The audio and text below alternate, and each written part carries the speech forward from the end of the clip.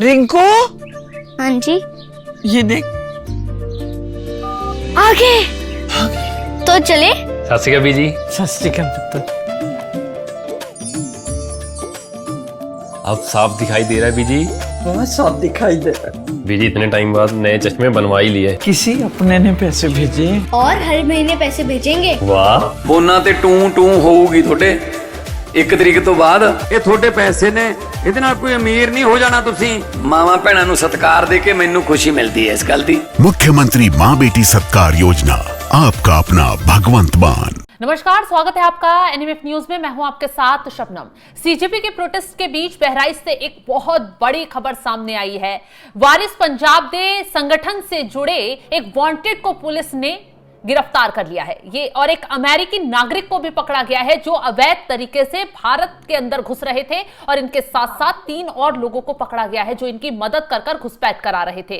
इस बड़ी कार्रवाई ने सवाल खड़े कर दिए हैं कि एक तरफ दिल्ली में इतना बड़ा बवाल मचा हुआ है, जगह जगह सिक्योरिटी टाइट कर दी गई है, और उसी बीच अमेरिकी नागरिक अवैध तरीके से भारत में घुसपैठ करता है। आखिर इस पूरे मामले का क्या कनेक्शन है और क्या ये लोग साजिश रचकर यहां पर घुसने की कोशिश कर रहे थे, आज इसी मुद्दे पर चर्चा करेंगे। चर्चा के लिए मेरे साथ वरिष्ठ पत्रकार पंकज प्रसून जी जुड़े हुए हैं। सर, एक तरफ पाकिस्तान की बहुत बड़ी साजिश कुचली गई है, 400 से ज्यादा हैंडलर्स को दिल्ली पुलिस ने एक्शन लेते हुए ब्लॉक कर दिया है, और उसी बीच बहराइच से ये कुछ लोग पकड़े जाते हैं। एक अमेरिकी नागरिक है और एक वारिस पंजाब दे का एक वांटेड है जो पकड़ा गया है। बड़ी साजिश रच रहे थे, दबोचे गए। आखिर विदेश से वाकई में भारत को तोड़ने का कुछ खेल खेला जा रहा है।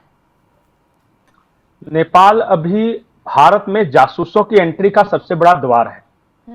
कुछ दिनों पहले एक जॉर्डन ब्राउन नाम का अमेरिकी सील कमांडो पकड़ा गया था जो कह रहा था कि गर्लफ्रेंड से मिलने जा रहा है। वो पकड़ा गया था बलरामपुर के आसपास। ये जो दोनों लोग हैं, एक जो वारिस पंजाब दे नाम का अमृतपाल वाला जो संगठन है वो आप जान ही रहे हैं। हाँ। ये दोनों व्यक्ति का आप इतिहास समझ लीजिए। एक का नाम है मनवीर सिंह ढिल्लो और दूसरे का नाम है विक्रमजीत सिंह। विक्रमजीत सिंह जो है वो 22 जुलाई को एक गुप्त सूचना मिली थी सीमा सुरक्षा बल को कि 2 आतंकी आ रहे हैं, और जैसे भारत में एंटर करेंगे फिर वो आपसे पकड़ नहीं जाएंगे। देखिए क्यों मैं इसलिए बता रहा हूं कि एक अंग्रेज अगर कहीं घूम रहा है तो आप आराम से उसे आइडेंटिफाई कर सकते हैं कि बहराइच में ये अंग्रेज घूम रहा है। बिल्कुल। लेकिन अगर सरदार जी घूम रहे हैं भारत में तो फिर बहुत मुश्किल हो जाता है, क्योंकि वो तो यहीं के नागरिक की तरह है ना। वो यहां तो बहुत अच्छे खासी संख्या में हर शहर में सिख हैं, पंजाबी हैं, तो आपको उनको आइडेंटिफाई। निहंग सिख की वेशभूषा में आए हैं ये। वेशभूषा में है, लेकिन एक अगर पंजाबी है तो नहीं। अब दूसरा मैं ये कह रहा हूं कि इंटरेस्टिंग है, ये जो विक्रमजीत सिंह जो है ये पंजाब के रूपनगर का रहने वाला है। फरवरी 2023 में पंजाब के अजनाला पुलिस स्टेशन पे हमला हुआ था और हिंसा हुई थी, और धारा 307 के तहत लंबे समय से वांछित है, ये भाग गया था। अब वो काठमांडू के रास्ते वापस भारत में एंट्री कर रहा है। ये है। दूसरा एक अमेरिकी नागरिक, बिना वीजा के, बिना किसी वो दस्तावेजों के जाहिर तौर पे कोशिश कर रहे थे लोग। जाहिर तौर पे अभी वो बहुत सारे इस तरह के आतंकी और जो जासूस वगैरह बहुत सारे भारत में एंट्री करते हुए पकड़ाएंगे। वो विप्लव कराना है ना यहाँ, अराजकता, वो जो तख्ता पलट है, तो बहुत वही सारा प्रोसेस है।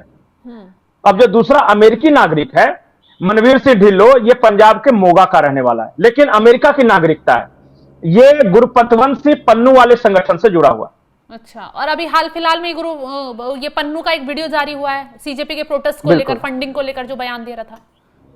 और इसकी वाइफ जो है वो, उसका नाम है राइलिन एलेक्जेंडर, और राइलिन एलेक्जेंडर जो है वो एजेंट है अमेरिका की।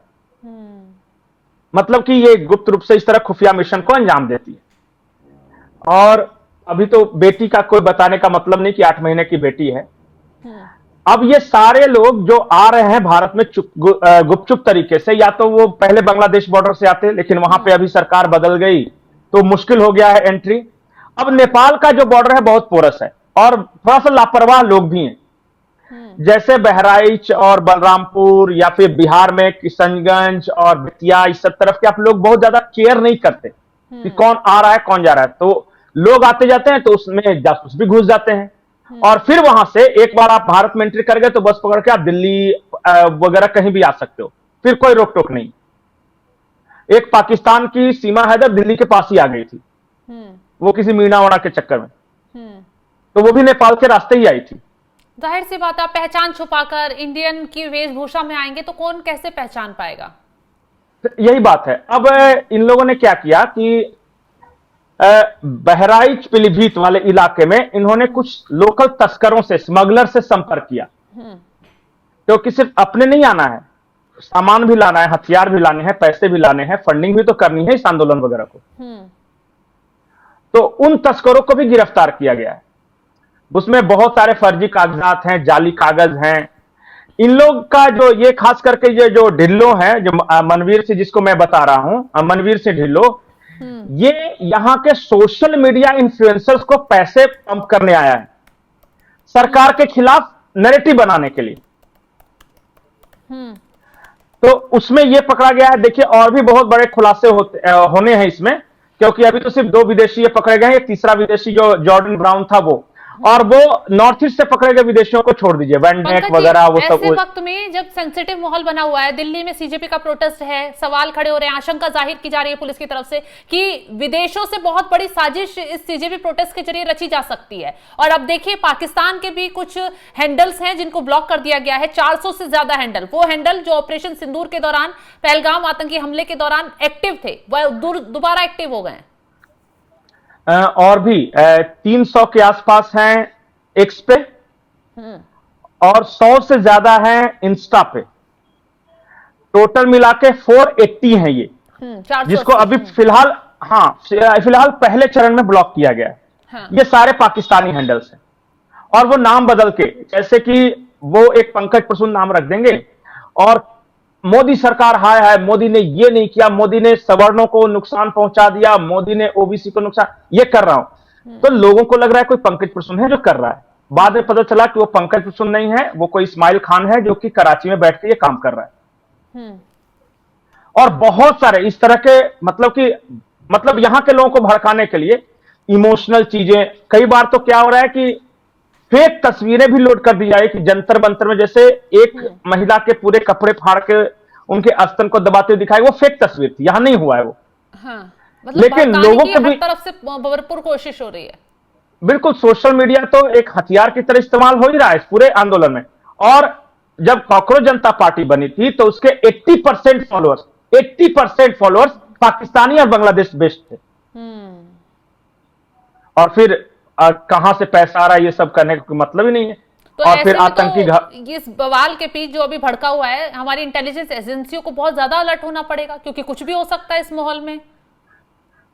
अभी इस माहौल में अब ये तो पकड़े गए हैं, उनका रिकॉर्ड है, कुछ ऐसे भी होंगे जो पकड़े नहीं गए होंगे, जो सक्सेसफुली एंटर कर गए होंगे।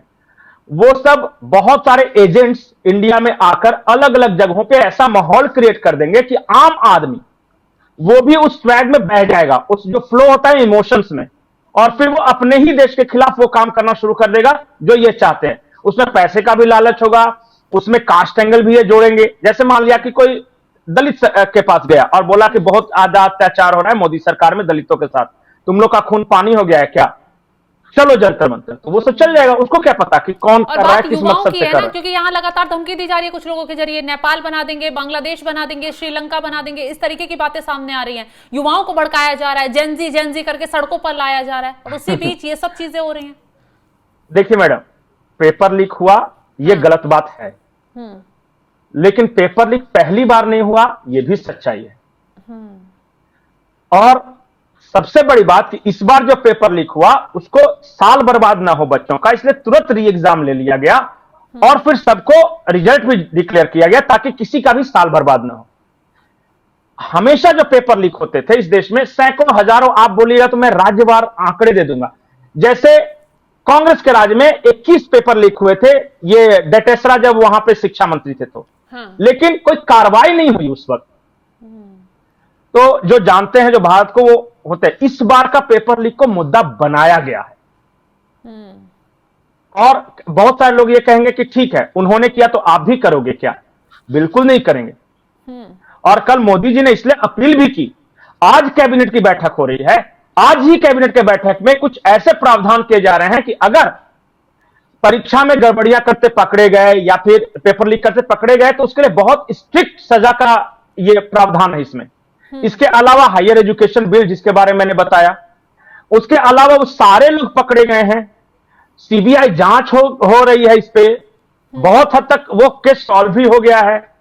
तो इस बार एक्शन हुआ, इससे पहले एक्शन नहीं होता था, लेकिन इसके बावजूद ये मतलब एक तरह से फांसी पर चढ़ाने की मांग कर रहे हैं। और मैं आपको एक बात और बोल रहा हूं, अगर मान लिया इनकेस धर्मेंद्र प्रधान का इस्तीफा हो भी गया तो ये तुरंत गोल पोस्ट चेंज कर देंगे, कहेंगे कि अब प्रधानमंत्री मोदी इस्तीफा दो। हो तो रहा है, वांगचुक ने अपना अनशन तोड़ दिया, उनकी मांगे मान ली गई। तो अब अभिजीत दीपके का बयान सामने आया कि हम तो जब तक धर्मेंद्र प्रधान का इस्तीफा नहीं हो जाएगा तब तक यहां से हटेंगे नहीं, चाहे कितना भी कोई मान ले, अनशन तोड़ दे। अनशन तोड़ दिया अच्छी बात है, लेकिन हम प्रदर्शन यहां पर खत्म नहीं करेंगे।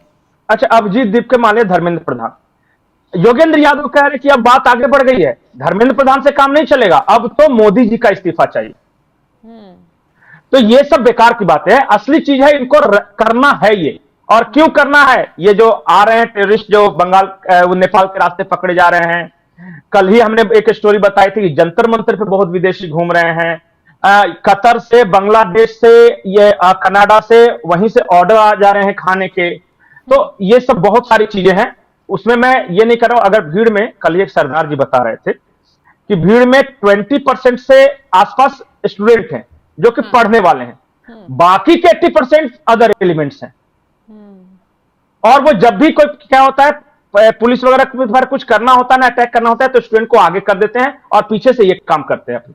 बिल्कुल, कुछ तो ऐसे लोग नजर आ रहे हैं जो नशा करके वहां घूम रहे हैं, कुछ लोग ऐसे आ रहे हैं जिनका कोई पढ़ाई लिखाई से लेना देना ही नहीं है। वो मैं बताऊंगा एक अलग वीडियो में कि कैसे वहां पे क्या है ना कि आप चरस है तो वो क्या एक सोल्यूशन कुछ होता है प्लास्टिक से, ऐसे फुला फुला के पी रहा था कल बैठ के।